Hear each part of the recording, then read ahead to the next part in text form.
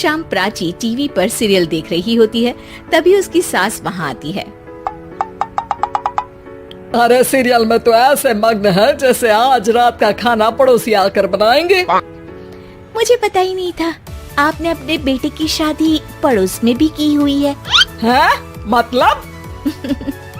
मतलब इस घर में सारा काम बहू ही करती है, आप तो सिर्फ खर्राटे मारती हैं। अच्छा जी, फिलहाल तो तुम आराम फरमा रही हो, चलो जाओ, ये मेरे टीवी देखने का समय है। आहा, इसीलिए मुझे भगाया जा रहा है। सॉरी, अब तो बिल्कुल नहीं जाऊंगी।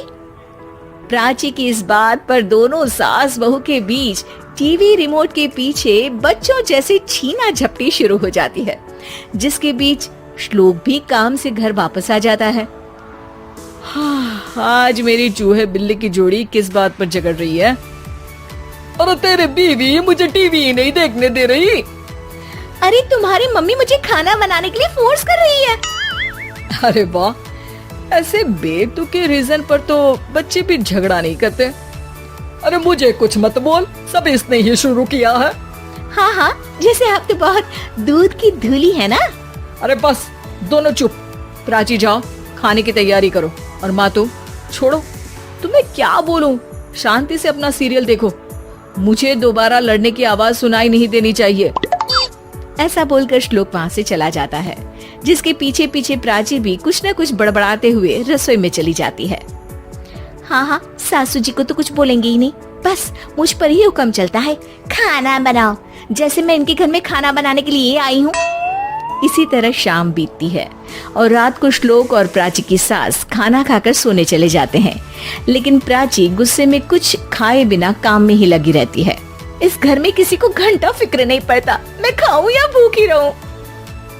प्राची कुछ देर के लिए रसोई से बाहर जाती है और जैसे ही वापस आती है तो वहाँ दूध का भरा ग्लास देखकर हैरान रह जाती है। फिक्र पूरी है, बस दिखाना नहीं है। प्राची दूध पीकर सोने चली जाती है और अगली सुबह एक बार फिर सास बहू का कार्टून नेटवर्क स्टार्ट हो जाता है। ये तुमने ही किया है। अरे अजीब जबरदस्ती है, मैं बोल रही हूँ मैंने कुछ नहीं किया। दोनों ने मिलकर पूरे घर को पागल खाना बनाया हुआ है। यहाँ कोई नॉर्मल इंसान तो रह ही नहीं सकता, इसीलिए अब पड़ोसी क्या रिश्तेदार भी घर आने से कतराते हैं। और सुन बेटे, तू भी चंगा, तेरी माँ भी चंगी, तेरी बीवी भी चंगी, रिश्तेदार।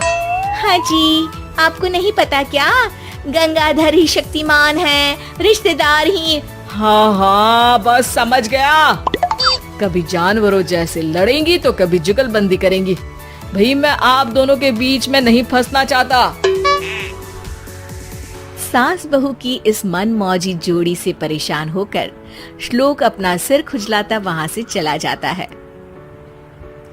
चलो अब मैं भी कीर्तन में जा रही हूँ। इस पर जैसे ही सास कमरे में अपना पर्स लेने जाती है तो वहाँ नाश्ते की प्लेट रखी देख मुस्कुराने लगती है और नाश्ता करके घर से बाहर निकलते हुए कुछ पैसे टेबल पर रख जाती है, जिसके कुछ देर बाद सिलेंडर वाला घर आता है। ओ मोरी मैया, मैं सिलेंडर के बारे में तो बिल्कुल भूल ही गई थी। घर खर्च के सारे पैसे भी मम्मी के पास है और श्लोक से बोला तो उल्टा 4 बात सुनाएंगे। प्राची ये सोच ही रही होती है कि अचानक उसका चेहरा चमक उठता है और वो घर में आकर इधर उधर देखने लगती है। तभी उसकी नजर टेबल पर रखे पैसों पर पड़ती है, जिन्हें वो सिलेंडर वाले को दे देती है। ये सब श्लोक देख लेता है। अच्छा बेटे, इतना बड़ा घोटाला, सबके सामने मैं तेरी दुश्मन और पीठ पीछे तेरी मेरी यारी। इस पर श्लोक एक प्लान बनाता है और शाम को सब एक साथ बैठे होने पर बोलने लगता है। माँ, तुम दोनों की बहुत लड़ाई होती है, इसलिए मैं सोच रहा हूँ कि प्राची को उसके घर छोड़ाऊं, इससे वो भी खुश रहेगी और तुम भी। अचानक श्लोक की ये बात सुनकर सास बहू शौक से उसकी तरफ देखती है। अरे ऐसे कैसे घर छोड़ाओगे, मुझे कहीं नहीं जाना। अरे तुमने बोला नहीं पर मैंने सुन लिया, तुम्हें मम्मी के साथ रहना अच्छा नहीं लगता, मुझे पता है। अरे वो अरे, जब बहू खुद कुछ काम बोले तो वो तुझे सुनता नहीं, और अब जो इसने बोला ही नहीं वो तू समझ गया। जब उसे नहीं जाना तो फिर जबरदस्ती क्यों कर रहा है? अच्छा, फिर आपको मौसी के घर छोड़ाता हूँ, बस अब आप दोनों एक घर में एक छत के नीचे नहीं रह सकती। मैं इस टॉम एंड जेरी की जोड़ी को और नहीं झेल सकता। है? ऐसे कैसे नहीं रह सकते? तुम्हें इतनी दिक्कत है तो तुम्हारा बोरिया बिस्तर पैक कर देती हूँ, लेकिन मम्मी जी कहीं नहीं जाएंगी। बिल्कुल यही सुनना था मुझे। अगर दोनों में इतना ही प्यार है फिर हर वक्त ये लड़ाई का नाटक क्यों करती हो? देखा मैंने कैसे माँ किचन में दूध रखती है और तुम उनके लिए कमरे में नाश्ता रखती हो, और कैसे वो पहले ही तुम्हारी दिक्कत समझकर घर में पैसे रखकर बाहर जाती है।